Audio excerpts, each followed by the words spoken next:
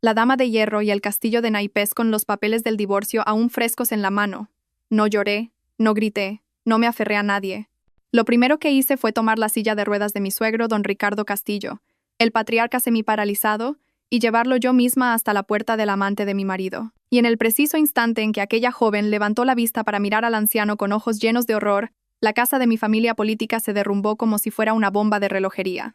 Jamás hubieran imaginado que yo, la que siempre consideraron la nuera sumisa, la mujer que todo lo soportaba, me atrevería a plena luz del día a desenterrar toda la podredumbre que habían ocultado tras el ilustre apellido de su familia de renombre. Y eso era solo el principio. Lo que siguió fue una cascada de verdades impactantes, una contraofensiva que nadie esperaba, disculpas tardías, y finalmente, un testamento que hizo inclinar la cabeza a todo el clan Castillo. Mi nombre es Isabel Moreno. Tengo 35 años. Hubo un tiempo en que creí que el matrimonio era el hermoso fruto del amor, un refugio para toda la vida. Pero no fue más que un biombo para ocultar un universo de mentiras, traición y una indiferencia cruel. Los 10 años que viví como esposa de Javier Castillo fueron un tiempo de paciencia y sacrificio. La gente pensaba que vivía a cuerpo de reina, casada con un director de una gran constructora, con un buen piso en el barrio de Salamanca y un coche, que la envidiada nuera de una familia con abolengo. Pero nadie sabía de las noches en que cenaba sola, esperando en vano a un marido que supuestamente estaba en un viaje de negocios, acurrucada en una cama vacía sin poder dormir. Mis sospechas comenzaron cuando Javier se volvió irritable y distante, cuando sus ausencias nocturnas se hicieron frecuentes con la excusa de obras lejanas o proyectos urgentes. Pero una mujer enamorada, una mujer con un hogar, es la más propensa a autoengañarse. Confiaba ciegamente en mi marido. Todo cambió una tarde lluviosa. Mi vida giró en una dirección completamente nueva. Por casualidad, vi el coche de Javier, tan familiar, aparcado frente a una pequeña y discreta cafetería en una callejuela del barrio de Chamberí. Pensando que era una simple coincidencia, entré, pedí un café y me senté en una mesa al otro lado. Y entonces lo vi. No estaba solo. A su lado, una mujer de unos 20 y tantos años, minifalda, labios de un rojo intenso y una mirada coqueta. Se tomaban de la mano, reían y hablaban con una complicidad que me convirtió en piedra. Ese día, no corrí a arrancarle los pelos ni a montar un escándalo. Me levanté en silencio, pagué y volví a casa. En el camino de vuelta, las lágrimas brotaron como la lluvia que caía. No lloraba por la traición. Lloraba por darme cuenta de la ciega en la que me había convertido durante tanto tiempo. Al llegar a casa, me quedé de pie frente a nuestra foto de boda colgada en la pared. Hubo un tiempo en que sonreíamos así, jurándonos amor eterno. Pero ahora, yo estaba sola. Fue entonces cuando lo comprendí. Era hora de poner fin a todo. 3 días después, rellené los papeles del divorcio. Sin una lágrima, sin una súplica. Presenté la demanda en el juzgado, y bastaron 10 minutos para poner punto y final a un matrimonio que parecía eterno. Pero no me detuve ahí. Me quedaba una última cuenta que saldar. Recordaba vívidamente las palabras de mi suegra el día de la boda. Deberías dar gracias por haber entrado en esta familia, Isabel. Somos gente de principios. Mi marido fue director de instituto, y toda nuestra familia tiene estudios. Compórtate como es debido. No manches nuestro apellido. Y sin embargo, ellos, que siempre presumían de su educación y sus valores, habían observado en silencio cómo su hijo me era infiel. Mi suegra, doña Elvira, lo sabía todo. Lejos de detenerlo, lo encubrió. Mi suegro, postrado en su silla de ruedas, solo abría la boca para decir: un hombre puede tener una aventura de vez en cuando. La esposa debe proteger el hogar y comprender a su marido. Durante 10 años había soportado lo suficiente. La mañana en que el divorcio se hizo oficial, no volví a casa. Fui directamente a la residencia de ancianos donde vivía mi suegro. Empujé su silla de ruedas con la misma suavidad de siempre, como si lo llevara al hospital. Pero esta vez, el destino no era el hospital. Lo llevé a la casa de Carla Fuentes, la amante de Javier, un chalet adosado en una urbanización nueva en las afueras, con una fachada amarilla y una hortera puerta de rejas verdes. Cuando llamé al timbre, Carla abrió y se quedó helada al verme. «Isabel, ¿qué haces aquí?» Le dediqué una sonrisa que sabía que no olvidaría en su vida. Nada especial. Solo he traído a la persona más importante de esta familia. Me di la vuelta y empujé la silla de ruedas hacia adelante. Don Ricardo abrió los ojos como platos, horrorizado. «Isabel, ¿a dónde me has traído? ¿Dónde estamos?» Me incliné y le susurré con una voz gélida: Este es el lugar que su hijo frecuentaba cada noche, suegro, donde el heredero del clan Castillo disfrutaba de su futuro con su amante. A partir de hoy, usted vivirá aquí. Como su exnuera, ya no tengo ninguna obligación con usted. ¿Cómo? ¿Cómo te atreves?, gritó, su rostro pasando del rojo a la púrpura. Los papeles del divorcio ya están firmados. Usted no tiene ningún derecho a impedirme hacer lo que yo quiera. El rostro de Carla se puso blanco como el papel. No, por favor. No puedo. ¿Cómo voy a cuidar de un anciano? No es necesario que lo cuides, pero si no fuera por ti, mi familia no se habría destrozado así. Es hora de que asumas tu parte de responsabilidad. Dejé a su lado una bolsa con sus medicinas, un manual de cuidados para el paciente y algo de ropa, y me di la vuelta, dejándolos atrás con sus rostros de absoluta estupefacción. Ese día volví a casa caminando. Llovía, pero mi corazón se sentía ligero como una pluma. No necesitaba saber qué haría Carla. Simplemente lo consideré mi último regalo para las personas que habían pisoteado mi corazón. Pero nunca imaginé que en una sola noche, toda la estructura de mi familia política se vendría abajo. Apenas llegué a casa de mis padres en Carabanchel, mi móvil empezó a sonar como un loco. No contesté. No quería escuchar nada. Quería saborear la paz que sentía por primera vez tras años encerrada en la prisión de ser la nuera ejemplar. Pero a la séptima llamada, vi el nombre suegra en la pantalla. Suspiré y contesté. Una voz que era casi un chillido estalló en mi oído. Isabel, ¿te has vuelto loca?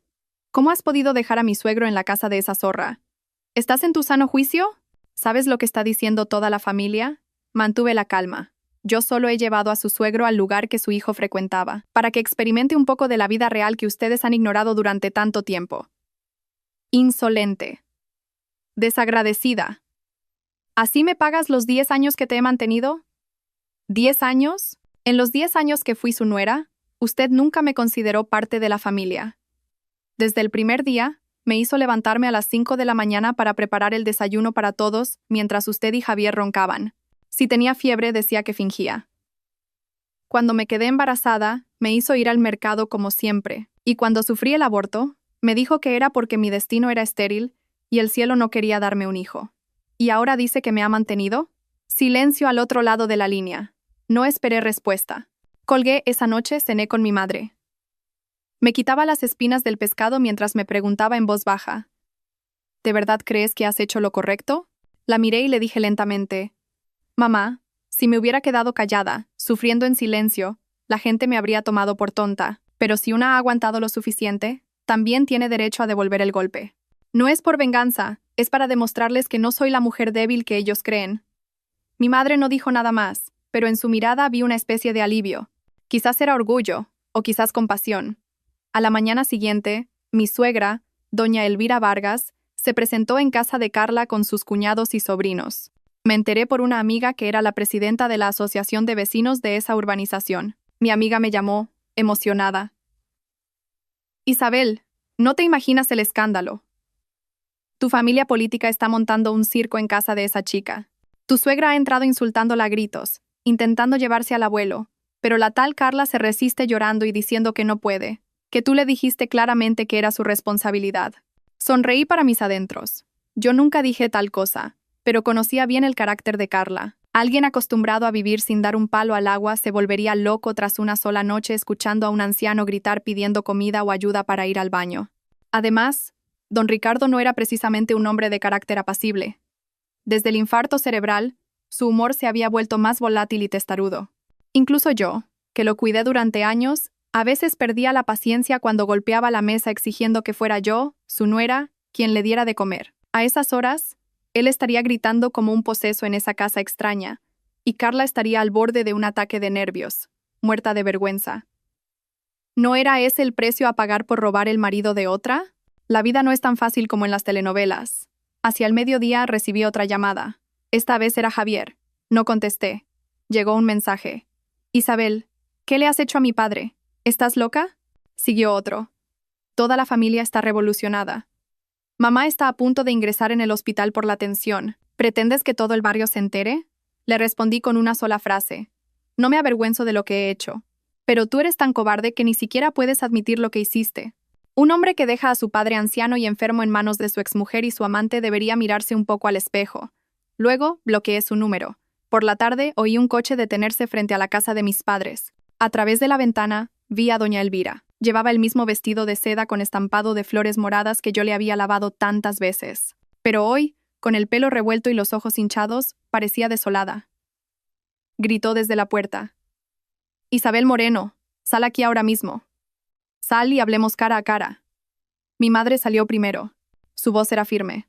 «Señora, si tiene algo que decir, dígamelo a mí. Esta es mi casa y mi hija ya no es su nuera».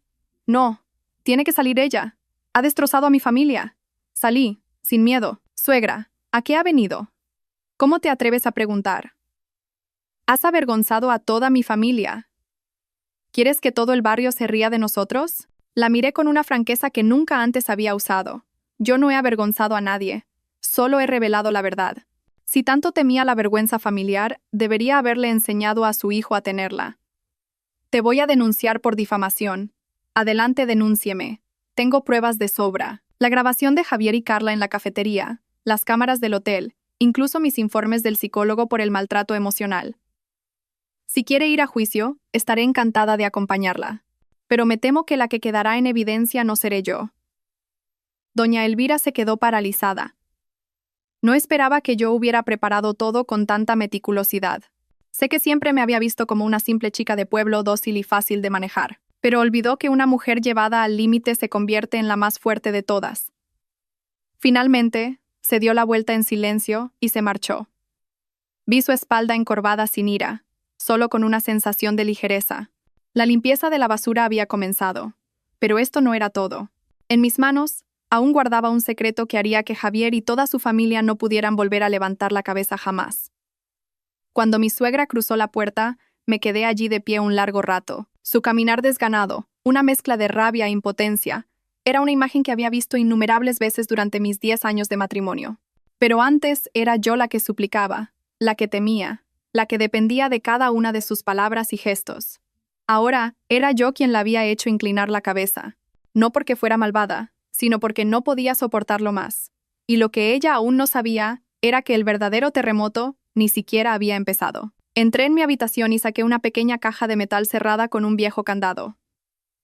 La había escondido hacía 3 años, cuando las primeras grietas comenzaron a aparecer en aquella familia. Dentro guardaba las pruebas, los datos y las grabaciones que había recopilado en secreto. En aquel entonces, no me atrevía a pensar en el divorcio, pero quizás mi intuición femenina me lo advertía. Si algún día mi paciencia llegaba a su límite, necesitaría armas en mis manos, y ahora era el momento de abrir esa caja. 3 años atrás, antes de que mi suegro sufriera el infarto, durante una reunión familiar, escuché por casualidad una conversación entre él y Javier en el despacho. Yo estaba limpiando el salón y la puerta estaba entreabierta. La voz de mi suegro resonó. «Ese niño, tienes que ocultárselo bien a Isabel. Si se entera, esta familia estará acabada». «¿Qué niño?». La respuesta de Javier fue un susurro, pero la oí perfectamente. «Padre, ya me he encargado de todo. Le envío una pensión generosa cada mes y esa mujer no se atreverá a hablar. ¿Sabe cuál es su lugar?». Me quedé helada, pero fingí no haber oído nada. A partir de ese día, comencé a investigar en silencio. Le pedí a un conocido que trabajaba como vigilante en el barrio de Javier que lo vigilara en sus noches de trabajo. Instalé una aplicación de seguimiento en un segundo móvil que le pedí prestado con la excusa de jugar para liberar estrés. Y me tomé una semana de vacaciones sin motivo aparente, en realidad para seguir las pistas que Javier había dejado. Así encontré a una mujer en un viejo piso de 4 caminos que criaba a un niño de unos 5 años. El niño tenía los mismos ojos que Javier y la boca era un calco de la de mi suegro en su juventud. Pasé 2 días sentada en una cafetería frente a su casa. Al tercer día, reuní el valor y me acerqué, fingiendo buscar un piso para alquilar. La mujer, que se llamaba Elena, me abrió la puerta. Sus ojos mostraron un destello de pánico al verme, pero rápidamente recuperó la compostura. Le dije que buscaba un piso para un sobrino y tras unas cuantas preguntas le ofrecí con cuidado una piruleta al niño y le pregunté amablemente: «Hola, guapo, ¿cómo te llamas?». El niño murmuró: «Mateo». «¿Y cómo se llama tu papá?». Mi papá se llama Javier. Pero mamá dice que no se lo puedo decir a nadie». Sentí como si alguien me estrujara el corazón. Sonreí levemente, le di las gracias y me fui. Pero en el bolsillo, mi móvil había estado grabando desde el inicio de la conversación. Y guardé esa grabación hasta hoy. Mateo era el hijo extramatrimonial de Javier y Elena. Elena era casi 10 años menor que yo y había trabajado como administrativa en un proyecto que dirigía la empresa de Javier. Su relación comenzó durante los frecuentes viajes de trabajo, y cuando Elena se quedó embarazada, Javier acordó pagarle una pensión mensual a cambio de su silencio. Mi suegro conocía la verdad y calló. Mi suegra, o no lo sabía, o fingía no saberlo por miedo a manchar la reputación de su hijo. Quise enfrentarlos y revelarlo todo, pero cada vez que lo pensaba, recordaba a mi suegro postrado en la cama y la ocasional y extraña amabilidad de mi suegra. Temía convertirme en la mala de la película, pero ahora lo sabía. Mi silencio había alimentado su maldad. Metí la grabación, un par de fotos de Mateo junto a Elena y una carta que escribí a mano en un sobre grueso. Querida suegra, esta es la verdad con la que su familia me ha engañado durante años. Supe que su hijo tenía un hijo fuera del matrimonio hace 3 años, pero guardé silencio por el bien de la familia. Ahora que ya no soy parte de ustedes, no tengo motivos para seguir ocultándolo. Si le queda un ápice de dignidad, haga lo necesario para que ese niño no crezca abandonado como su madre. Para mí, el papel de nuera buena ha terminado. A partir de ahora, cada uno vivirá según sus propias elecciones. Envié la carta por mensajero urgente para que llegara directamente a sus manos, y apenas 4 horas después, la familia política estalló como una bomba retardada. Esa noche sonó el teléfono. Era Miguel, el primo de Javier, casado con la mujer más sensata de la familia. Isabel, lo sé todo. Lo siento mucho, de verdad. No tenía ni idea. Ahora entiendo por qué tomaste esa decisión. Sonreí levemente. No necesito las disculpas de nadie, Miguel. Solo quería que todos se enfrentaran a la verdad. Y, en el fondo, quiero que ese niño sea reconocido. Él no tiene la culpa de nada. Lo entiendo. Pero, ¿tú estás bien? Sí, estoy bien, Miguel. Por primera vez en 10 años, siento que controlo mi propia vida. Colgué y miré al cielo. Empezaba a llover. Nunca me había sentido tan fuerte. Esa tarde, cuando el cielo se tiñó de gris, recibí un mensaje de una persona inesperada. Era la tía de Javier, Carmen, la hermana de doña Elvira. El mensaje era corto. Isabel, acabo de enterarme. Has hecho lo correcto. Pero ten cuidado. Mi cuñada ha perdido la cabeza y está diciendo barbaridades para darle la vuelta a la situación. No quiero que sufras una injusticia. Leí el mensaje 3 veces. Mi corazón, que estaba en calma, dio un vuelco. Conocía a doña Elvira. Había vivido más de 10 años bajo su sombra. Podía ser paciente, sonreír, fingir ser educada en público, pero por la espalda era capaz de urdir las intrigas más retorcidas. Cuando me ascendieron a jefa de departamento, me obligó a dejar el trabajo diciendo que una mujer con demasiado éxito trae la ruina a su marido. Cuando no podía tener hijos, llamó a mi madre a escondidas para decirle que su hija era estéril, haciéndola llorar durante noches. Delante de los parientes, decía sin pudor: nuestra Isabel es buena, pero un poco tonta, ni se entera de que su marido le pone los cuernos. Yo me lo había tragado todo. Pero si hoy volvía a maquinar algo, no me quedaría de brazos cruzados. Esa noche, en el chat familiar de los Castillo, apareció un largo mensaje enviado desde el número de doña Elvira a los mayores de la familia. En primer lugar, quiero expresar que asumo toda la responsabilidad por los recientes altercados. Sin embargo, debo aclarar que la afirmación de Isabel de que Javier tiene un hijo fuera del matrimonio es una calumnia y una conspiración para manchar el honor de nuestra familia. Don Ricardo fue llevado a la fuerza a un lugar desconocido en su delicado estado de salud, e Isabel ha insultado deliberadamente a la familia y difundido falsedades en redes sociales. Ya he contratado a un abogado y estoy preparando la documentación. Si Isabel continúa con esta difamación, la llevaré ante los tribunales por injurias y denuncia falsa. Inmediatamente, llovieron las reacciones.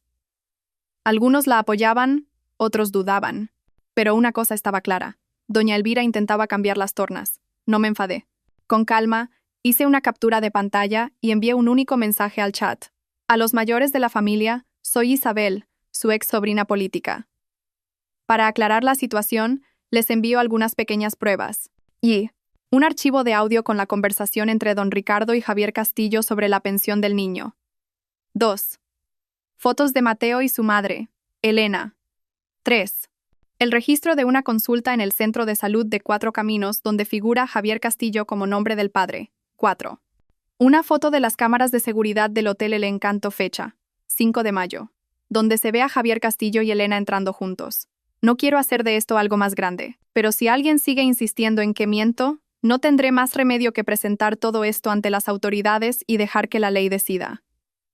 Una última cosa. El honor de una familia no reside en ocultar la verdad, sino en el coraje de enfrentarla y corregir los errores.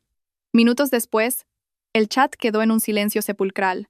Ni un mensaje de refutación, ni una palabra en defensa de doña Elvira. Podía imaginar perfectamente el ambiente, como si le hubieran dado una bofetada delante de todos aquellos que la consideraban un dechado de virtudes. Esa noche, Javier volvió a llamar, esta vez desde un número desconocido. Al contestar, su voz sonaba ronca, una mezcla de rabia e impotencia. «Isabel, ¿no crees que estás siendo demasiado rastrera? ¿Piensas arruinarme la vida?» Me reí suavemente. «Nadie te ha arruinado la vida. Te la has arruinado tú solo. Yo solo he abierto la caja donde metiste toda tu basura. Por favor, lo de Mateo no fue intencionado. Estaba borracho, fue un error, y Elena insistió en tenerlo. Le he estado pagando la pensión durante años. Por favor, no hagas esto más grande. Mamá está ingresada por la tensión y papá se niega a comer. ¿No estarás contenta hasta que nos veas a todos muertos?» Guardé silencio un instante, y luego respondí, articulando cada palabra. «No deseo la muerte de nadie, solo deseo que los vivos se enfrenten a la verdad. Mateo es tu hijo, y mereces ser reconocido, no ocultado como si fuera veneno. Haz lo correcto antes de que sea demasiado tarde». Colgué. No necesitaba escuchar más, porque a la mañana siguiente ocurrió algo inesperado. La tía de Javier, Carmen, la que me había enviado el mensaje de advertencia, me llamó para vernos en una pequeña cafetería cerca de mi casa. Cuando llegué, ya estaba sentada. Su mirada era amable, pero llena de preocupación. «Isabel, perdóname. Durante 10 años supe lo que sufrías y no fui capaz de intervenir. El carácter de mi cuñada es tan déspota que odia a cualquiera que la contradiga. Pero en esto, quiero estar de tu lado». Sentí que se me llenaban los ojos de lágrimas. «No pasa nada, tía Carmen. No pido que nadie se ponga de mi parte. Con que una sola persona me entienda, es suficiente». Puso su mano sobre la mía y dijo con firmeza: «Pero tienes que saber una cosa. Tu excuñada está preparando una reunión familiar para tapar este asunto. Va a traer a un abogado e intentará crear pruebas falsas, usando tu aborto como excusa para decir que presionaste tanto a Javier que él tuvo que buscar fuera un heredero para la familia». Me quedé horrorizada. Nunca pensé que pudiera llegar a ser tan ruin. Carmen continuó: «Pero no te preocupes. Si se atreve a hacer algo así, yo misma me levantaré y lo contaré todo. No voy a permitir que te humillen más. Yo también estoy cansada de ver cómo esta familia se desmorona por culpa de mentiras bien envueltas». Apreté su mano con fuerza. Por primera vez en años sentí que alguien en esa familia se preocupaba sinceramente por mí. Esa noche miré la caja de metal vacía. Todas las pruebas estaban enviadas. Ya no tenía nada que proteger. Pero algo empezaba a crecer dentro de mí. La confianza en mí misma. No estaba equivocada. Solo estaba reclamando la justicia que me habían robado durante 10 años. Pero la historia no terminaba aquí. Un personaje inesperado, alguien que creía desaparecido de mi vida, estaba a punto de aparecer con un secreto terrible que haría que mi familia política se derrumbara una vez más ante la opinión pública. Pensé que destapar el asunto del hijo de Javier sería el mayor golpe en el clímax de la historia. Pero estaba equivocada. Lo que me esperaba era aún más terrible, y esta vez no venía de Javier, ni de Carla, ni de un tercero. Venía del pasado más profundo de mi suegra, doña Elvira Vargas. Todo comenzó un domingo por la mañana con una llamada de un número desconocido. «Dígame, ¿hablo con la señora Isabel Moreno, ex nuera de doña Elvira Vargas?» Dudé un momento, pero respondí: «Sí, soy yo». «¿Quién es?». Al otro lado, una voz de hombre de mediana edad, algo ronca por los años pero muy clara. «Me llamo Arturo Vega. En el pasado, fui pareja de la señora Vargas. Hay algo que no puedo guardar más tiempo y necesito reunirme con usted». Nos encontramos en una pequeña cafetería en un callejón tranquilo de Malasaña, un lugar poco frecuentado. Cuando llegué, él ya me esperaba. Aparentaba unos 60 y pocos años, y a pesar de su pelo canoso, su mirada era intensa. En sus manos sostenía una vieja carpeta. En cuanto me senté, fue directo al grano. «Lamento haberla contactado de forma tan abrupta, pero lo que voy a contarle le causará una gran conmoción». Asentí. Un mal presentimiento ya se había apoderado de mí. Arturo Vega me miró y bajó la voz. «En 1993, Elvira y yo éramos pareja. Nos conocimos en unas jornadas para funcionarios. Yo era contable en una empresa de alimentación y ella, administrativa. Teníamos planes de boda, pero de repente, desapareció sin decir una palabra. Escuché en silencio. Un año después, me enteré de que se había casado con Ricardo Castillo, un respetado director de instituto de una familia adinerada. Me dolió, pero pensé que era el destino. 3 meses más tarde, un amigo me dijo que Elvira había dado a luz a un niño. Contuve la respiración. ¿Javier? Arturo asintió y sacó de su maletín una fotocopia de un informe de ADN, viejo y manchado de humedad. Lo sospeché durante 30 años. Hace 2 meses, fui a un chequeo médico y tomé en secreto una muestra de mi cabello. Le pedí a un sobrino que trabaja en un laboratorio que la comparara con una muestra del pelo de Javier que conseguí en una reunión familiar a la que asistí gracias a un conocido. El resultado fue una coincidencia del 97%. Me quedé petrificada. Arturo sacó una vieja foto de 1993. En ella, una versión más joven de doña Elvira, con los mismos ojos afilados y la misma sonrisa de Javier. A su lado, un joven Arturo la abrazaba por los hombros. ¿Lo entiende ahora? Yo soy el padre biológico de Javier. Pero doña Elvira, para conseguir un buen matrimonio, me abandonó y ha estado engañando a don Ricardo Castillo durante más de 30 años. No podía creer lo que oía. Cada palabra que pronunciaba era como un rayo. Aquella familia que me había oprimido en nombre del honor, la tradición y la moral, estaba construida sobre un castillo de mentiras y engaños. Pero, ¿por qué me cuenta esto ahora? Arturo suspiró. Porque sé que la están oprimiendo. Leí en internet lo que le ha pasado. No puedo permitir que mi hijo viva en una familia falsa sin conocer su identidad, ni que una persona como usted sea pisoteada sin justicia. No pude contener las lágrimas. Me entregó el original de la prueba de ADN, un par de fotos antiguas y un viejo diario que Elvira había escrito en el pasado. En él, relataba su angustia por haber abandonado al hombre que amaba y haber elegido un matrimonio por conveniencia tras dar a luz a Javier. Esta es la verdad. Lo que haga con ella depende de usted. Pero creo que ha llegado el momento de que la luz ilumine lo que ha estado oculto durante demasiado tiempo. Volví con todo aquello. No pude dormir en toda la noche. Me asaltaron innumerables recuerdos. Elvira reprendiéndome por no saber proteger los valores familiares, gritándome por no darle un nieto. Y el día en que, apuntándome con un tenedor, me espetó: cada uno de tus actos afecta al honor de esta casa. Somos una familia ejemplar. No dejaré que una manzana podrida lo eche todo a perder. Ahora lo entendía. La manzana podrida era ella. Sabía que revelar esto no solo sería un shock, sino que asestaría un golpe mortal al honor de la familia Castillo, el arma que Elvira había usado para pisotear a los demás, pero no sentía ni una pizca de culpa. Ella también había pisoteado a muchos para proteger esa fachada. Llamé a la única persona de la familia en la que aún confiaba, Miguel. Miguel, ¿tienes un momento? Necesito enseñarte algo. Miguel no hizo preguntas. Nos vimos en un restaurante cerca de su oficina. Cuando le mostré los documentos y las fotos, su rostro se puso pálido mientras los revisaba uno por uno. Dios mío. No es necesario que toda la familia lo sepa. Solo quiero que algunas personas conozcan la verdadera cara de la familia ejemplar que tanto veneraban. Miguel guardó un largo silencio y luego me miró con determinación. No estás sola, Isabel. Si doña Elvira intenta seguir calumniándote, yo estaré de tu lado. Se lo contaré a toda la familia. Soy parte de esta casa, y mi palabra no será ignorada. Asentí. Por primera vez al final de ese largo y oscuro túnel, sentí que no estaba luchando sola. Esa noche, miré el cielo por la ventana.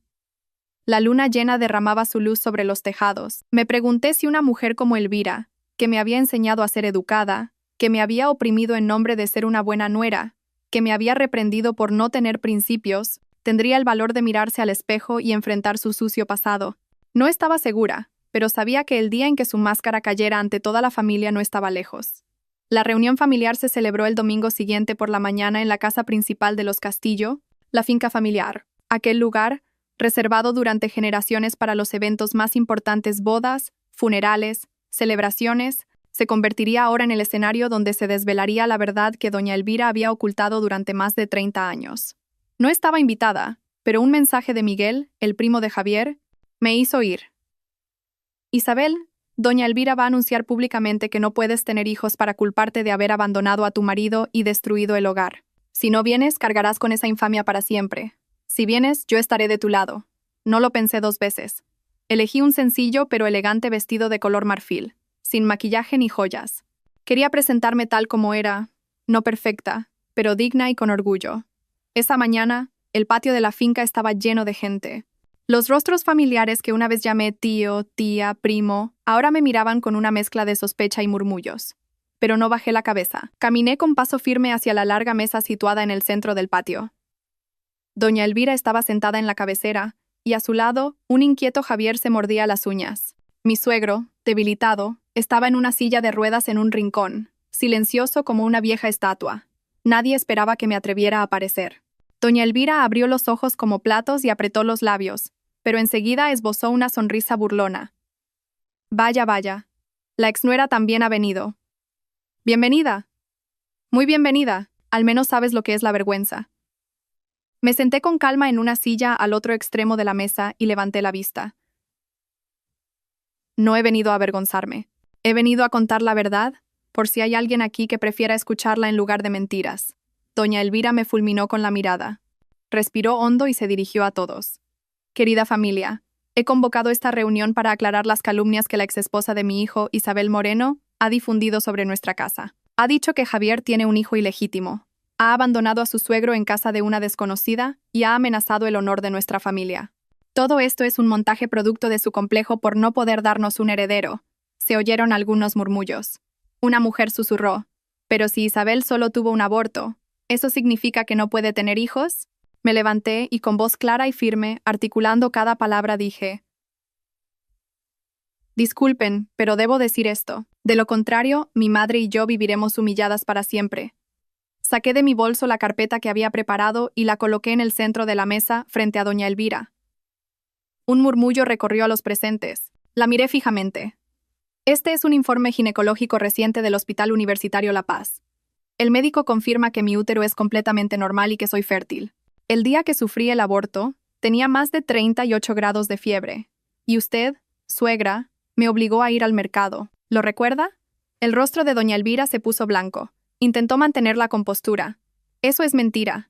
Si es mentira, ¿cómo explica el archivo de audio donde usted me dice que una mujer que no puede dar hijos no tiene derecho a quejarse si su suegra trae a otra nuera para asegurar la descendencia? Saqué mi móvil y pulsé el play. La voz aguda y maliciosa de doña Elvira resonó con claridad. El ambiente se congeló al instante. Algunos de los mayores fruncieron el ceño y apartaron la vista. La tía Carmen se quedó petrificada y murmuró: «Dios mío, Elvira». No me detuve. Saqué otro informe. Este es el resultado de la prueba de ADN de Mateo, el hijo de Javier Castillo y Elena. Coincidencia del 97%. Con el sello y la firma del Instituto Nacional de Toxicología y Ciencias Forenses. Si alguien desea una contraprueba, estaré encantada de acompañarle al hospital. El murmullo se convirtió en un oleaje. Javier, con el rostro pálido, se encogió en su asiento. Doña Elvira le gritó: «¡Cállate! No lo admitas. Te dije que lo ocultaras». Hice una pausa antes de lanzar la última bomba. Lentamente, saqué el tercer resultado de la prueba, el original que me dio Arturo Vega y el viejo diario de Elvira. Siento tener que llegar a esto, pero si usted, suegra, ha decidido humillarme delante de toda la familia, yo no puedo seguir callada. Coloqué los papeles en la mesa y, con voz temblorosa pero firme, dije: «Este es el resultado de la prueba de ADN entre Javier Castillo y el señor Arturo Vega, quien fue su pareja antes de que usted se casara con don Ricardo. El resultado confirma que el señor Vega es el padre biológico de Javier y no don Ricardo». Un silencio de muerte cayó sobre el patio. Doña Elvira, como si le hubiera caído un rayo, se levantó de un salto y gritó: «¡Estás loca! ¡No mientas! Es una invención tuya». Si es una invención, ¿cómo explica este diario que encontré? Es su letra. Hay un pasaje donde escribe: «Amo a Arturo, pero debo casarme con Ricardo para cambiar mi vida». La tía Carmen se llevó una mano al pecho y hundió la cabeza sobre la mesa. El patio era un caos. Preguntas, dudas, gente horrorizada. Mi suegro, sentado en silencio, temblaba con las manos apretadas y los labios sellados. No dijo nada, pero una lágrima solitaria rodó por su mejilla izquierda. Fue la primera vez que lo vi llorar. La verdad había rasgado como un cuchillo el velo de seda que cubría el honor de la familia Castillo. Todo era un desastre. Un tío abuelo, un hombre mayor y respetado, se levantó solemnemente. «Esto no se puede tapar más. Esta familia, que siempre ha pretendido dar lecciones a los demás, ya está bien, dejémoslo aquí. Que cada uno se vaya a su casa y reflexione sobre sí mismo. La gente comenzó a levantarse y a marcharse. Doña Elvira seguía gritando: «Tienen que creerme. Todo lo que hice fue por esta familia, por el honor. No pueden darme la espalda». Pero nadie la miró. Ni siquiera su hijo Javier, a quien había protegido con todas sus fuerzas. Al pasar a mi lado para retirarse de la mesa, susurró: «Lo siento, Isabel. Has ganado». No sonreí. No era una victoria. Era la verdad. Y ante la verdad no hay vencedores ni vencidos. Solo están los que la enfrentan con valentía y los que huyen de ella toda la vida. 3 días después de aquella fatídica reunión familiar, el apellido Castillo estaba en boca de todos, desde el mercado del barrio hasta el último rincón de la ciudad. El rumor se extendió como la pólvora en las conversaciones del desayuno y en las charlas del atardecer. No hicieron falta redes sociales. El boca a boca del vecindario fue el medio de difusión más potente. Yo permanecí en silencio, sin añadir una sola palabra. Consideraba que mi trabajo estaba hecho. Pero como era de esperar, doña Elvira no se quedó de brazos cruzados. Esa noche, recibí una llamada de mi excuñada, la segunda nuera de la familia. Era una mujer dócil y de pocas palabras, pero recta. «Isabel, ¿te has enterado? La suegra está preparando una denuncia contra ti por denuncia falsa y difamación. Ha movilizado a un abogado conocido». Me tensé, pero no me sorprendió. Desde el momento en que le quité la máscara, había anticipado todos sus movimientos. «¿Estás segura?» «Sí, mi marido es sobrino de ese abogado. La suegra le llevó unas fotos manipuladas y le dijo que tú, por venganza tras el divorcio, habías editado las grabaciones e inventado toda la historia». Solté una risa amarga. Manipular fotos, inventar historias. ¿Y yo con los originales? Su diario manuscrito y una prueba de ADN independiente. Pero no la subestimé. Sabía que doña Elvira no necesitaba ganar en los tribunales.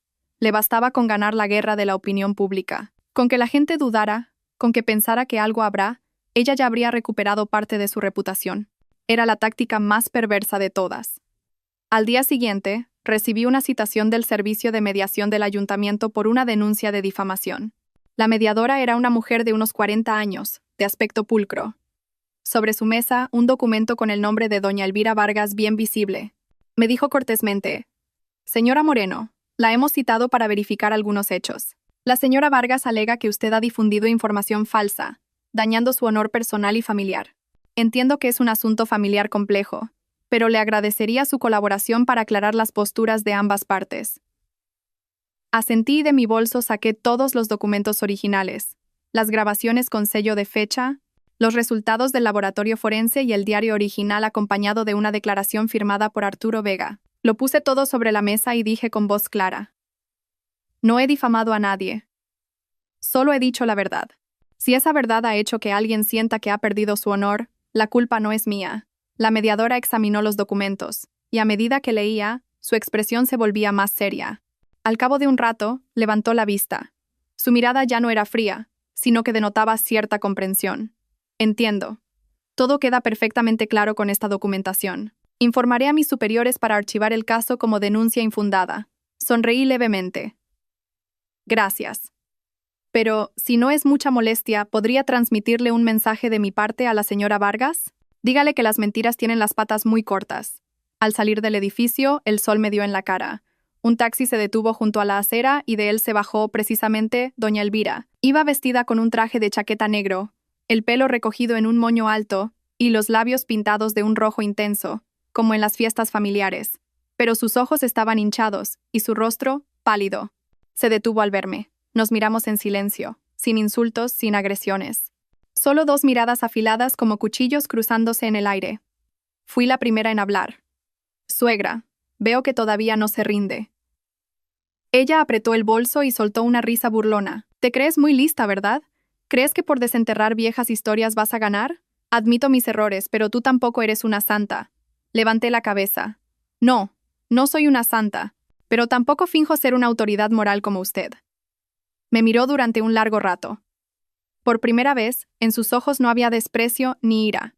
Estaban vacíos. Y entonces lanzó una frase enigmática. «Recuérdalo. No todos los que caen se quedan en el suelo. Ten cuidado. El viento puede cambiar de dirección». Sonreí. «Espero que el viento cambie de dirección. A favor de todas las personas a las que usted ha pisoteado durante los últimos 10 años». Se dio la vuelta, y yo no volví a mirar su espalda.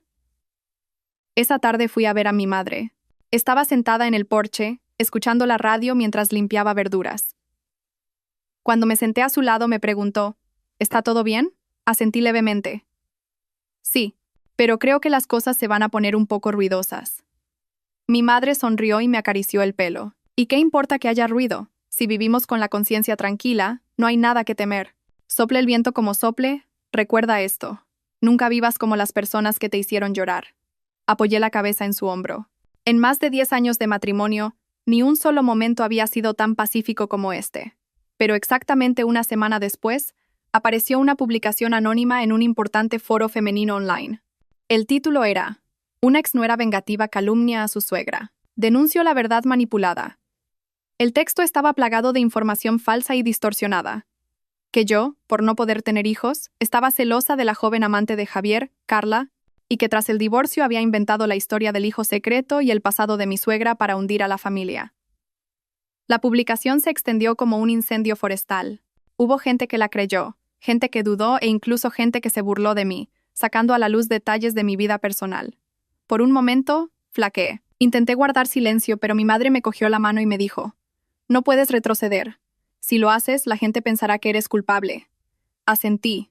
Y por primera vez, publiqué un post público en mis propias redes sociales. Adjunté todas las pruebas, fotos, resultados de los análisis, archivos de audio y una carta manuscrita del propio Arturo Vega, el padre biológico de Javier.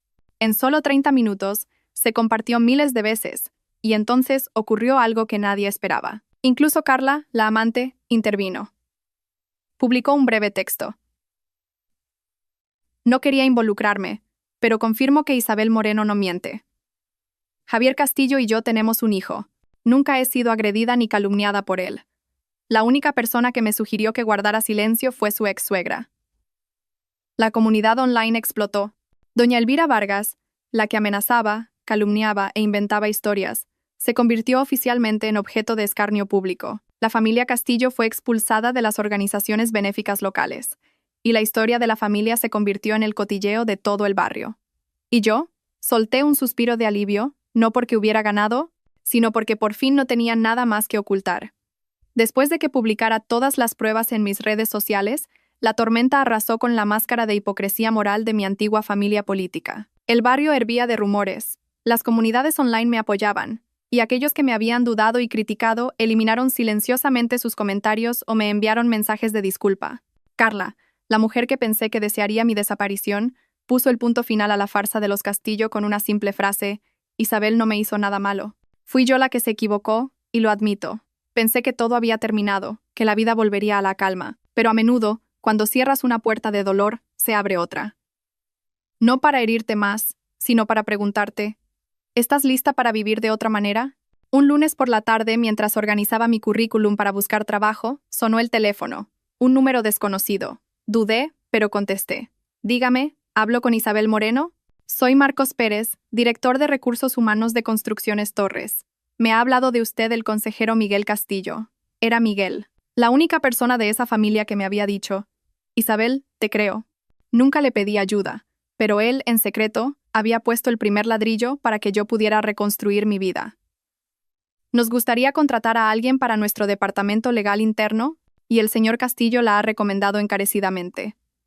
¿Estaría disponible para una entrevista mañana por la tarde? Me quedé sin palabras. Sí, claro. Muchas gracias. Allí estaré. Al día siguiente me dirigí a Construcciones Torres. Era una empresa de tamaño medio en pleno crecimiento. La oficina, en la 8ª planta de un moderno edificio de cristal, tenía un diseño contemporáneo. Al abrir la puerta, un hombre alto, de unos 40 años y con las mangas de la camisa remangadas, me esperaba con una leve sonrisa. ¿Isabel Moreno? Soy Alejandro Torres, el director de la empresa. La estábamos esperando. Me sorprendió un poco. El propio director recibiéndome en la puerta, pasamos a su despacho y hablamos durante más de 1 hora. No fue una entrevista convencional. Más que mis conocimientos técnicos, le interesaba otra cosa. Después de todo lo que ha pasado, ¿de verdad quiere volver a trabajar en un entorno tan exigente? Respondí sin pensarlo. No es que quiera, es que debo hacerlo. Para sobrevivir. Y para no depender de la compasión de nadie. Él sonrió. Una sonrisa tranquila, cálida, que parecía esconder una historia. En ese caso, bienvenida a Construcciones Torres. Antes de que pudiera asimilarlo, me tendió la mano. No necesito ver más. El consejero Castillo tenía razón. Si una mujer es capaz de enfrentarse a una familia tan autoritaria e hipócrita, ¿cómo no vamos a confiar en ella? Le estreché la mano. El corazón me latía con fuerza, no por la emoción, sino porque sentía que, de verdad, estaba empezando una nueva vida. Los días siguientes, empecé a trabajar con una rutina. Entraba a las 8 y salía a las 5. Cada vez que cruzaba la puerta de cristal de la oficina, me sentía como otra mujer. Ya no era la sombra silenciosa detrás de mi marido, ni la nuera de la familia Castillo. Era Isabel Moreno, una mujer libre e independiente, y las señales que Alejandro Torres empezó a mostrarme eran imposibles de ignorar. Al principio, fue una taza de café sobre mi mesa cada mañana, exactamente como me gustaba, solo, con poco hielo y sin azúcar. Luego, eran las visitas casuales a mi puesto, fingiendo pasar por allí, para preguntarme, ¿qué tal el trabajo? ¿Has comido? Vete pronto a casa hoy. ¿O prefieres que hagamos horas extras juntos? Al principio pensé que era simple cortesía, pero empecé a sospechar. Y aunque sospechaba, no me desagradaba. De hecho, a veces me reconfortaba. Un día, después de entregarle un borrador de contrato, llamé a la puerta de su despacho. Me sonrió al verme. Pasa, Isabel. Te estaba esperando. He terminado el informe. Necesito que lo revise para mañana por la tarde. Cuando me di la vuelta para irme, me llamó. Isabel. ¿Sí? Hoy tenemos la fiesta de cumpleaños trimestral para los empleados. Habrá vino. Quédate y celébralo con nosotros. Dudé, pero al final asentí. Esa noche, me senté con mis compañeros bajo una luz tenue. Sonaba música suave y el tintineo de las copas de vino era un sonido claro y alegre. Nadie mencionó mi pasado, nadie me miró con compasión. Simplemente me trataron como a una colega más, de persona a persona, como a cualquier otra mujer. Al terminar la fiesta, esperaba un taxi en el vestíbulo. Alejandro se acercó y se paró a mi lado, con las manos en los bolsillos. ¿Te llevo? No hace falta. Estoy acostumbrada a ir sola. Asintió, pero no se fue. Isabel, no sé cuándo es el momento adecuado para decirlo, pero creo que estoy empezando a sentir algo por ti. Me quedé helada.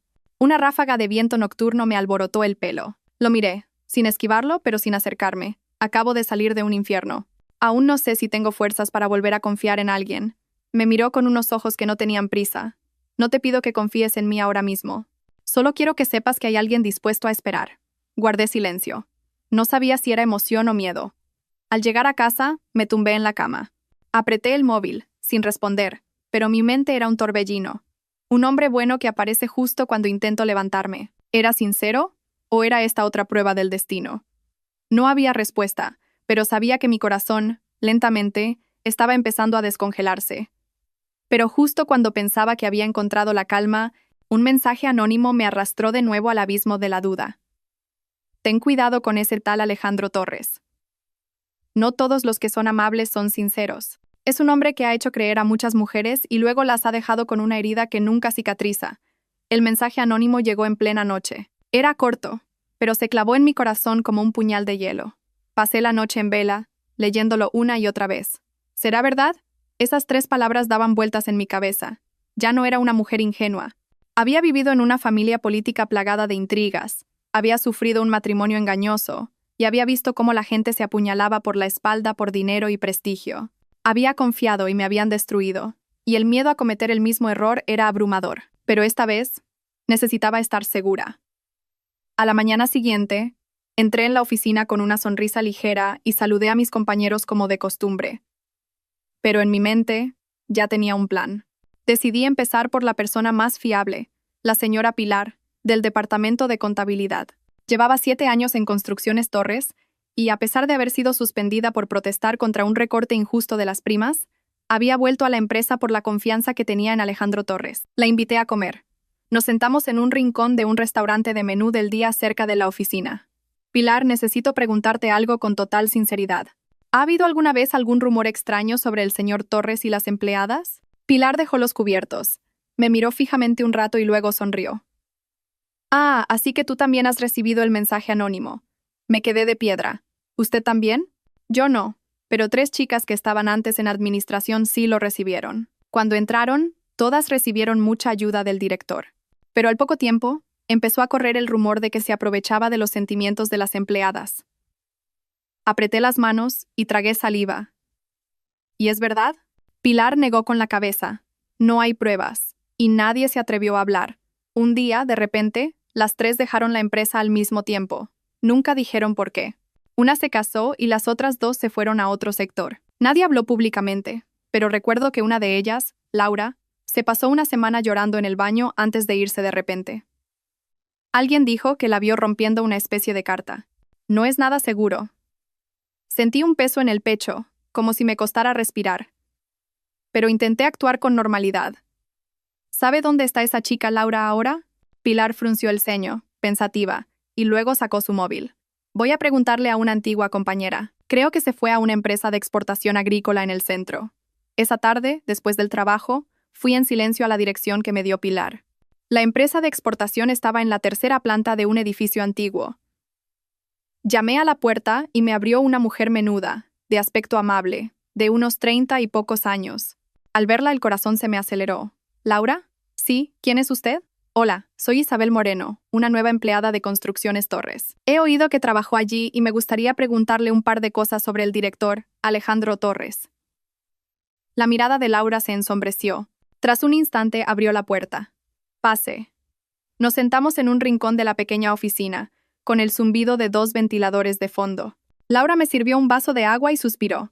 ¿Es usted la tercera persona que viene a buscarme en los últimos 2 años? ¿Es por el mensaje anónimo? Sí.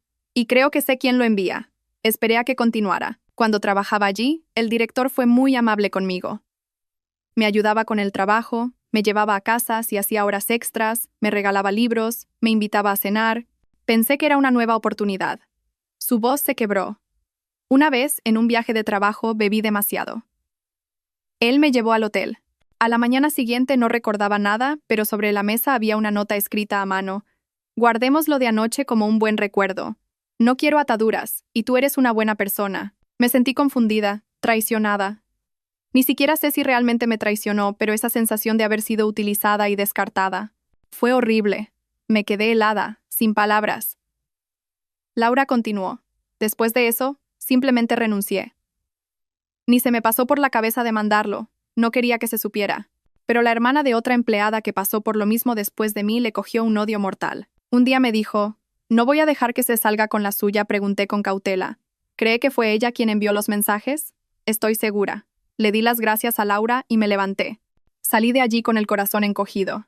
No podía afirmar que Alejandro Torres fuera culpable al 100%, pero sabía que no era tan simple como la imagen de hombre decente, atento y cálido que proyectaba. Esa noche, me tumbé en la cama mirando al techo. Recordé la mirada de Alejandro, su voz preguntándome si tenía hambre, el café que aparecía puntualmente cada mañana, su suave mirada en la fiesta de cumpleaños. Podía ser todo sincero, pero también podía ser la repetición de un viejo guión. Le envié un mensaje. Me tomo 2 días de vacaciones. Necesito tiempo para pensar sobre el trabajo y sobre la confianza. Sin esperar respuesta, apagué el móvil. Al día siguiente, me fui a mi pueblo. Caminé por los viejos senderos de tierra por los que mi madre iba cada día a la huerta. Me reencontré con la Isabel de antes, la que creía que el amor lo era todo, la que pensaba que una sonrisa amable era la salvación. Ya no creía en cuentos de hadas, pero sí creía en mi derecho a dudar. Y si esta vez daba un paso en falso, no me derrumbaría. Volvería a levantarme. Me tomé 2 días de vacaciones, pero mi mente no descansó. Vivía a un ritmo lento en el pueblo, sin móvil ni redes sociales, tomando té caliente cada mañana y escuchando el canto de los gallos junto a mi madre, pero mi corazón no estaba en paz. Era como una olla a presión, hirviendo a fuego lento, a punto de estallar, porque sabía que pronto tendría que tomar una decisión. La confianza, para mí, se había convertido en un lujo. Después de vivir 10 años como la esposa de un traidor y ser amargamente estafada por aquellos a los que llamaba familia, había decidido no volver a confiar fácilmente en nadie. Sin embargo, Alejandro Torres, con sus gestos suaves, sus palabras amables y su mirada que parecía entenderlo todo, casi me había convencido de que podía empezar de nuevo, hasta que llegó el mensaje anónimo. Y la historia de Laura me hizo dar un paso atrás y verlo todo con más claridad. Al tercer día de mis vacaciones volví a la ciudad. Nada más bajar del autobús sonó el teléfono. Era Alejandro. Contesté. ¿Dónde estás? Respondí secamente. Acabo de volver a Madrid. ¿Podemos vernos? Solo 10 minutos. Dudé, pero al final acepté. Nos encontramos en una pequeña cafetería junto al río. Él ya estaba allí. Con su aspecto impecable de siempre, camisa blanca remangada y 2 tazas de té caliente en las manos. Me senté. Sin saludos, sin sonrisas. Mis emociones ahora eran claras y directas. Él me miró en silencio un momento, y luego dijo en voz baja: «¿Desconfías de mí, verdad?» No lo negué. «Sí, y creo que tengo motivos para ello», asintió levemente. «Entonces déjame que te lo cuente todo, sin ocultar nada. Después, si te vas o te quedas, si me crees o no, será tu decisión». Me erguí, preparada para aceptar cualquier verdad. Él comenzó a hablar. «Tuve un gran amor. Una mujer muy fuerte. Trabajábamos en la misma empresa, era 2 años mayor que yo y estaba divorciada. Nos conocimos cuando la empresa era pequeña, cuando íbamos a trabajar en una moto vieja y comíamos fideos instantáneos. Guardé silencio. Nadie me había contado esa historia. Cuando la empresa empezó a crecer, me ascendieron a jefe de proyecto. Ella, para protegerme, asumió la culpa de un error financiero y fue despedida. En ese momento, no me atreví a defenderla. Tenía miedo de perder mi puesto, de manchar mi reputación, y callé. Ella se fue, sin una palabra de rencor, solo pidiéndome que viviera siendo fiel a la persona que fui una vez. Sentí que se me oprimía el pecho. Él me miró con ojos llenos de culpa. Desde entonces, he intentado hacer lo correcto. He ayudado a los nuevos, he evitado las relaciones ambiguas, pero ha habido gente que lo ha malinterpretado, y gente que, al no corresponder a sus sentimientos, se ha sentido herida. Lo interrumpí. ¿Y Laura? No lo esquivó y asintió. Sabía que sentía algo por mí, pero mantuve las distancias. El día de ese viaje de trabajo, es cierto que bebió demasiado. La llevé al hotel y no pasó absolutamente nada. Pero cuando se despertó, yo ya me había ido, y solo estaba la nota que le dejé. «Recupérate. Entre nosotros no hay nada. No te hagas daño con ideas equivocadas», me quedé helada. «Pero, ¿por qué no lo aclaraste? ¿Por qué dejaste que todos lo malinterpretaran?» Me miró, como buscando un atisbo de comprensión en mis ojos. Pensé que cuanto más explicara, más se complicaría todo. Y en ese momento, estaba cansado de tener que disculparme por cosas que no había hecho. Solo quería que la gente lo olvidara por sí misma, quería guardar silencio. Por primera vez, vi en sus ojos no calma, sino una verdadera fisura. Continuó. «Isabel, no soy perfecto, he cometido errores y he sido cobarde. Pero nunca he utilizado a nadie. Y si me gustas, no es porque hayas sufrido, sino porque ese sufrimiento no te ha convertido en una persona cínica». No dije nada, pero mi corazón empezó a vacilar. Esa noche, en casa, tumbada en la cama, repasé cada una de sus palabras. No podía saber si la verdad era tan perfecta como él la contaba. No podía estar segura de si todos estaban equivocados y solo él tenía razón. Pero una cosa sí era cierta. Yo ya no era la mujer que creía ciegamente y agachaba la cabeza, ni la que temía amar por culpa del pasado. Había crecido, y era lo suficientemente fuerte como para enfrentar la verdad y perdonar, si es que ese perdón no era para nadie más que para mí misma. Al día siguiente fui a la oficina. Alejandro estaba junto a mi mesa. En sus manos una pequeña cesta de fruta. Lo miré y le dije en voz baja: «Todavía tengo mis dudas, pero no voy a huir». Él sonrió. «Sin prisas, sin presiones, no te pido que me creas ahora mismo. Solo te pido la oportunidad de esperar». No respondí. Pero, después de tantas heridas, por primera vez, no rechacé la mano que alguien me tendía. Toqué ligeramente la cesta de fruta, sin abrirla con avidez, pero sin rechazarla. Y eso, para alguien como yo que había perdido la fe, era un paso de gigante. La vida, poco a poco, fue volviendo a la normalidad. Trabajaba duro en Construcciones Torres, manteniendo una distancia prudente con Alejandro, ni demasiado cerca, ni en guardia. Aprendí a sonreír aunque mi corazón no estuviera del todo en paz, y agradecía despertarme por la mañana sin que me asaltaran las pesadillas del pasado. Pero la vida nunca deja a nadie en paz por mucho tiempo. Un sábado por la mañana, estaba en un rincón de una cafetería del barrio, leyendo unos documentos mientras tomaba un té caliente. De repente, mi móvil sonó insistentemente. Era el número de mi excuñada, Rocío Castillo, la que me había llamado falsa delante de toda la familia. Dudé, pero contesté. «Dígame». La voz de Rocío era puro pánico. «Isabel, por favor, ayúdanos. Papá está muy grave. Ha tenido un segundo infarto. El médico dice que hay que operarlo de urgencia, pero mamá no encuentra a nadie que gestione los trámites». Mi hermano no contesta, y la tal Carla desapareció el día que se supo todo. Fruncí el ceño. Dudaba. ¿Y por qué me llamas a mí? ¿Se te ha olvidado? Solo soy la exnuera. Tu madre dijo que yo había deshonrado a la familia. Lo sé. Lo siento, Isabel. Pero tú eres la que mejor cuidaba a papá. ¿Conoces su historial? ¿Sabes cómo hacer los papeles? Por favor, Isabel. Mamá está a punto de desmayarse en el hospital. Miré la taza de té humeante. Mi mente era un nudo. Los odiaba. El simple hecho de pensar en ellos me helaba el corazón. Pero recordé que mi suegro a veces había sido amable conmigo. Cuando estuve con fiebre me trajo sopa a escondidas de mi suegra. Una tarde, mientras empujaba su silla de ruedas por el jardín, me dijo, «Tú también eres como una hija». Ese Javier mío no supo valorar la suerte que tenía. Suspiré. ¿En qué hospital estáis? En el Hospital Universitario La Paz. En la UCI de urgencias. Llegué en media hora. Al entrar en el pasillo, vi a doña Elvira sentada en una silla, con la cabeza gacha, el pelo revuelto, la ropa arrugada. A su lado, Rocío, desesperada, intentaba hablar con un médico. Cuando me acerqué, levantaron la cabeza. La mirada de doña Elvira se cruzó con la mía. No dijo nada. Solo se encogió y rompió a llorar. Fue la primera vez que la vi llorar de verdad. No eran lágrimas falsas ni una voz chillona. Era un sollozo ahogado, cansado, impotente. Rocío corrió hacia mí como un náufrago que se agarra a una tabla. Isabel. Por favor. Ayúdanos. No sé qué trámites hay que hacer. El médico me pregunta por su historial de infartos, por las pastillas del corazón, de la tensión. Tú tienes todos los informes.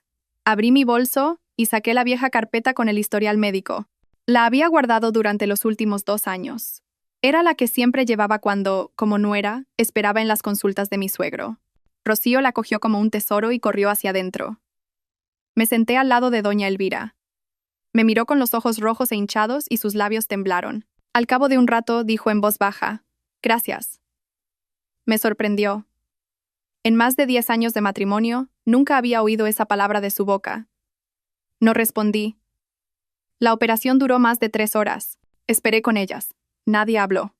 Solo se oía el tic-tac del reloj y la megafonía llamando a los pacientes. Finalmente, salió el cirujano.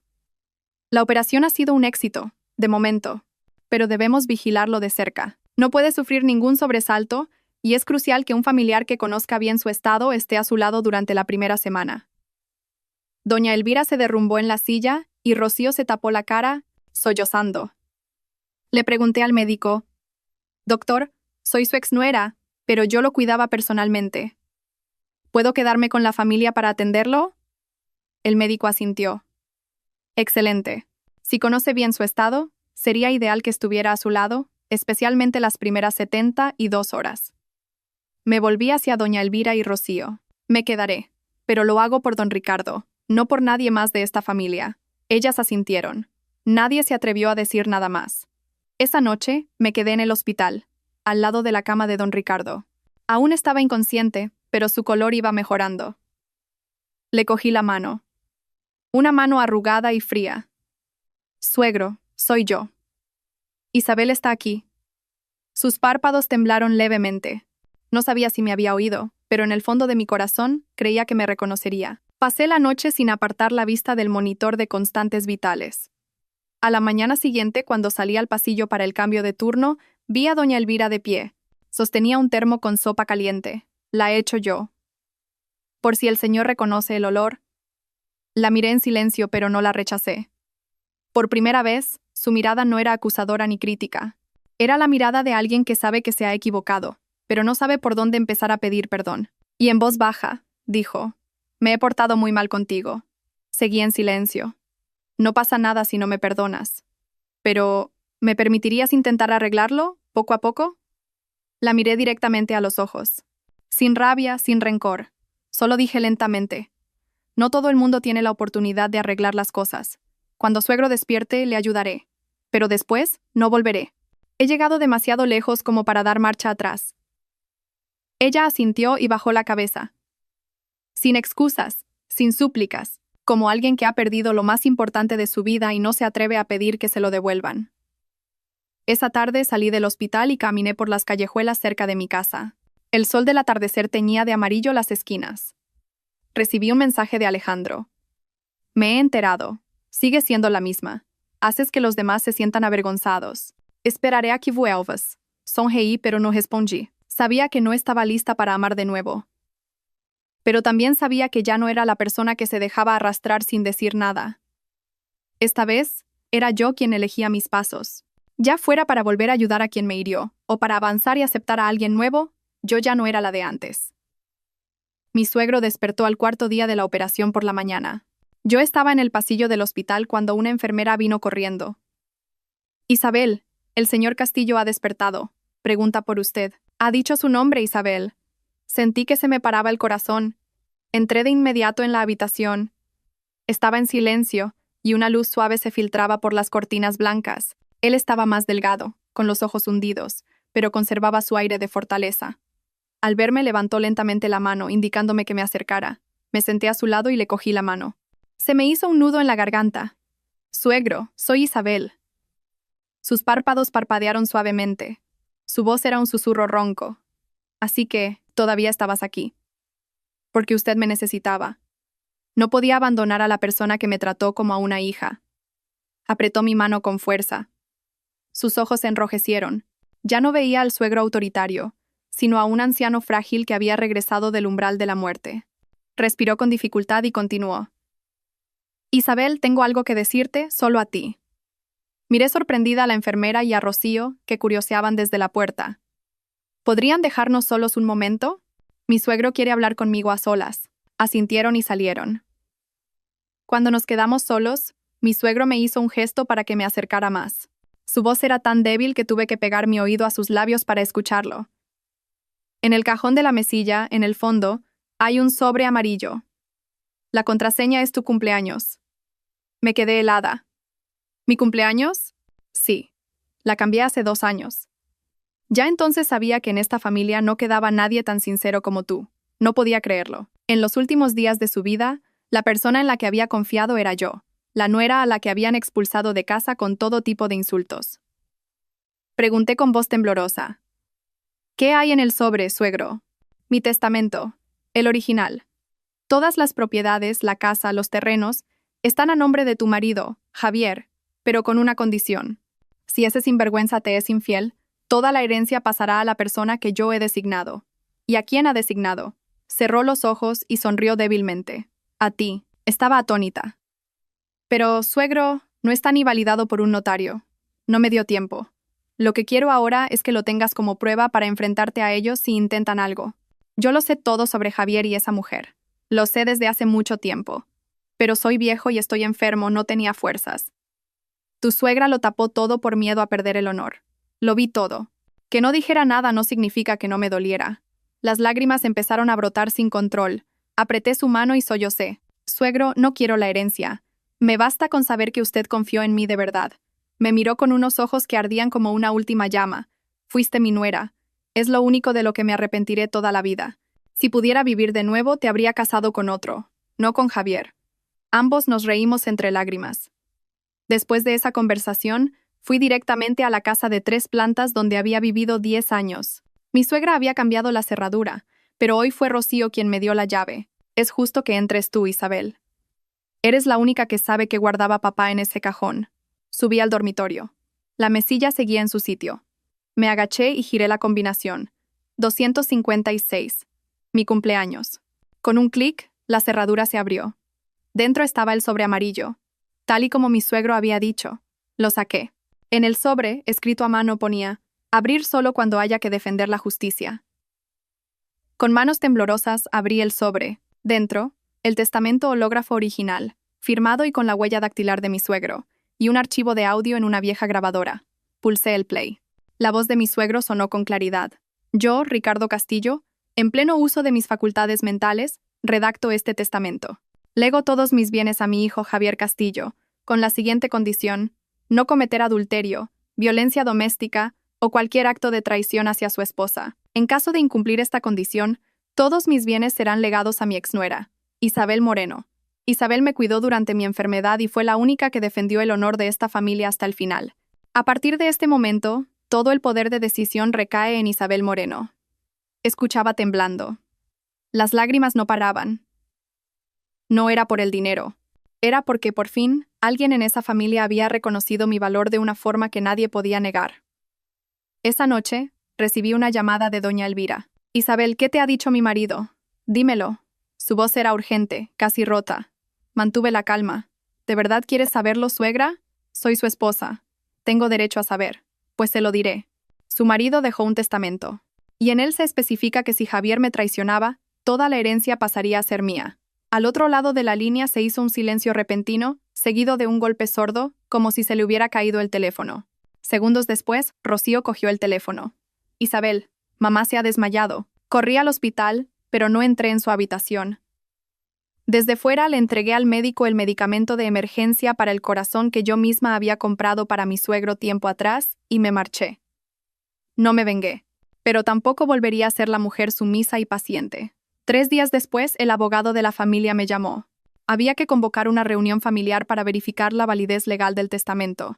Entré en la sala de reuniones. Doña Elvira, Javier, Rocío y algunos parientes estaban allí.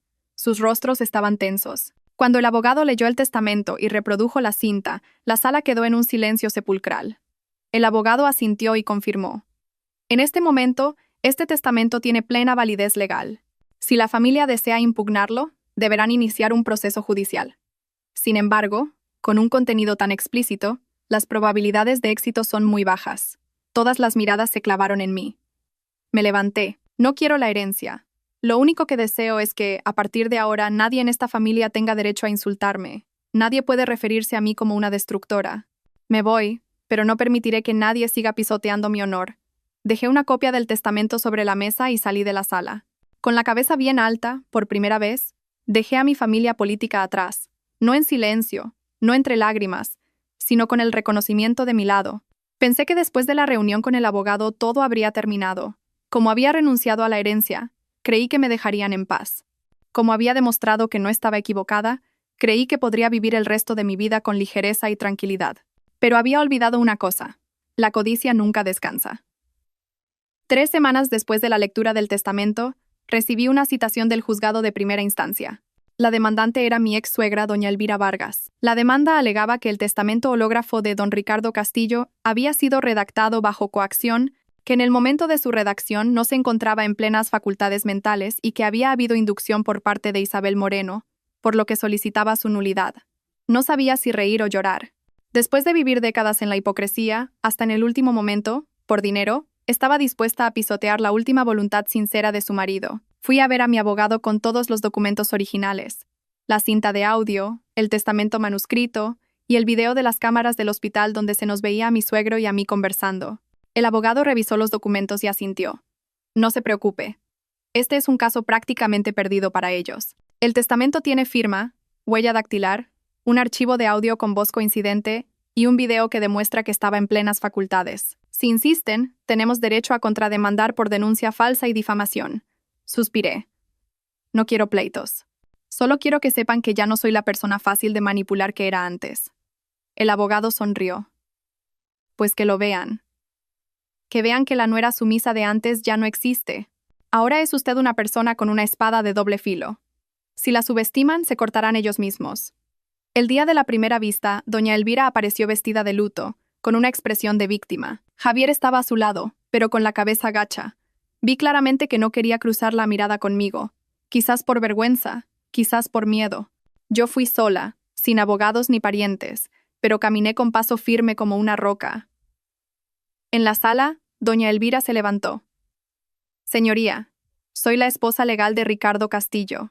Mi marido, en su lecho de muerte, no estaba en plenas facultades mentales debido a un infarto cerebral. Sin embargo, mi ex nuera, Isabel Moreno, lo influenció psicológicamente a escondidas y lo indujo a redactar un testamento que le legaba todos los bienes. Esto es ilógico, va en contra de los principios familiares y debe ser anulado. Escuché con calma. Cuando llegó mi turno, me levanté y dije brevemente: Señoría, tengo todas las pruebas que demuestran que don Ricardo Castillo estaba en plenas facultades mentales cuando redactó su testamento. El documento fue escrito de su puño y letra, y tengo su firma, su huella dactilar, el archivo de audio y el video de las cámaras del hospital.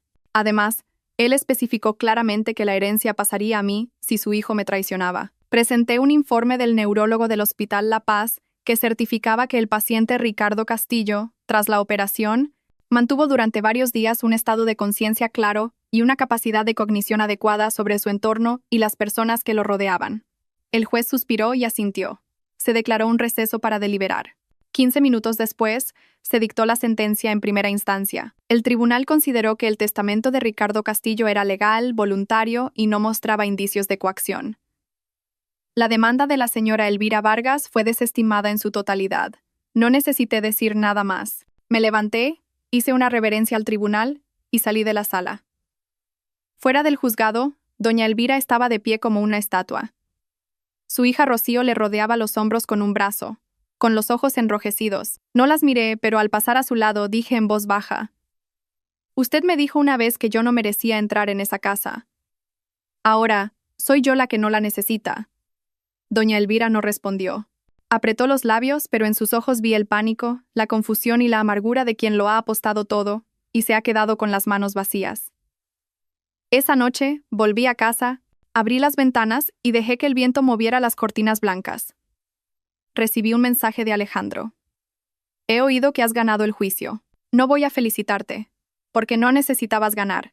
Solo querías vivir de acuerdo a tus valores, y hoy lo has conseguido». Sonreí. Me conmovía que me entendiera tan bien, pero él aún no lo sabía. Yo todavía no había terminado. 3 días después, publiqué una copia del testamento en mis redes sociales. No para humillar, sino para demostrar mi honor. Escribí: «No exijo ninguna propiedad.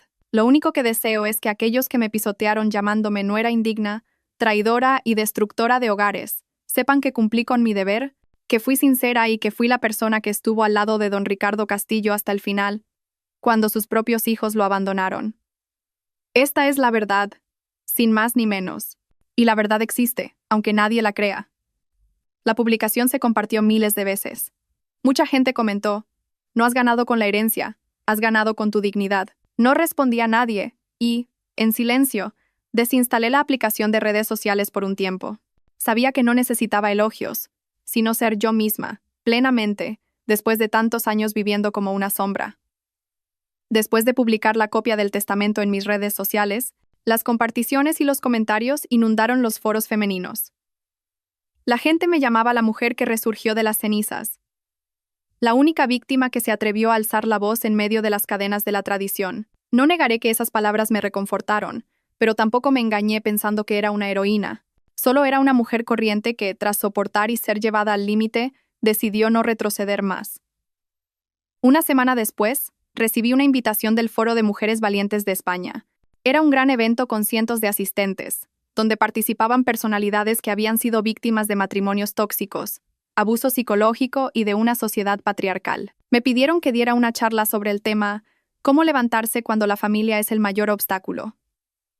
Reflexioné mucho sobre la invitación. Siempre había vivido en silencio. Nunca imaginé que un día estaría frente a un público, contando mi historia como una lección.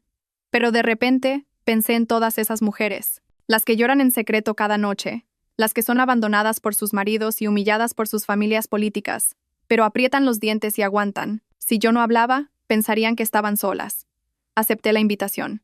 La charla tuvo lugar un domingo por la mañana en el Centro Cultural de un distrito de Madrid. Cuando subí al escenario, las luces me cegaron, y debajo, cientos de pares de ojos me miraban. No temblé, me sentí en paz. Conté todo. Desde el día de mi boda hasta el momento en que descubrí la infidelidad de Javier, el día que dejé a mi suegro en casa de su amante, el proceso de divorcio, la lucha por recuperar mi honor y, finalmente, el golpe de gracia con el testamento original. Nadie me interrumpió, nadie murmuró.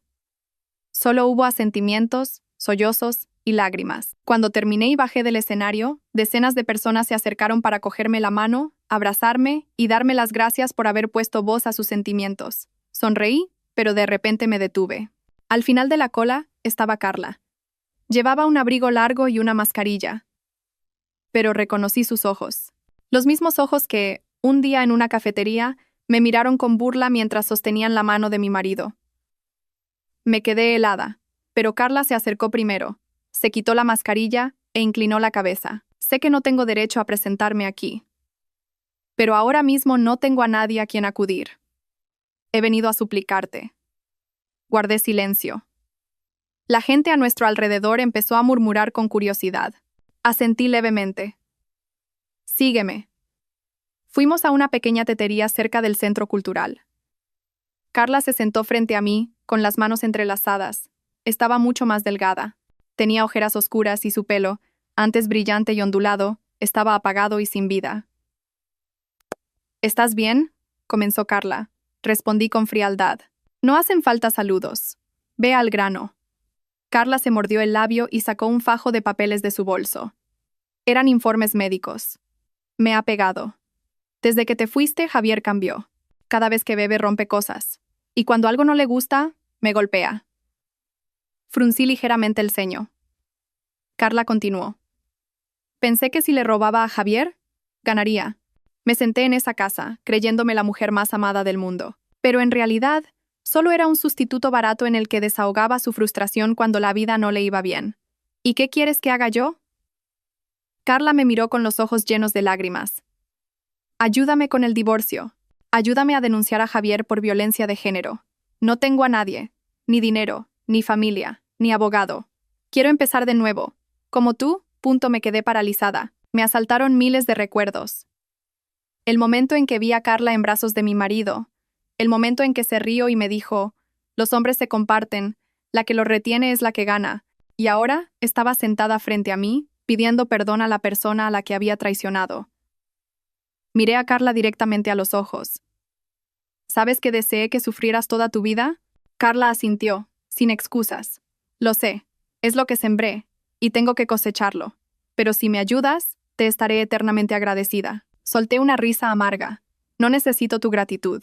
Pero si de verdad quieres salir de ese pozo, te ayudaré. Con una condición. Esta vez, asume tu responsabilidad hasta el final. Sin huir, sin llorar y sin culpar a los demás.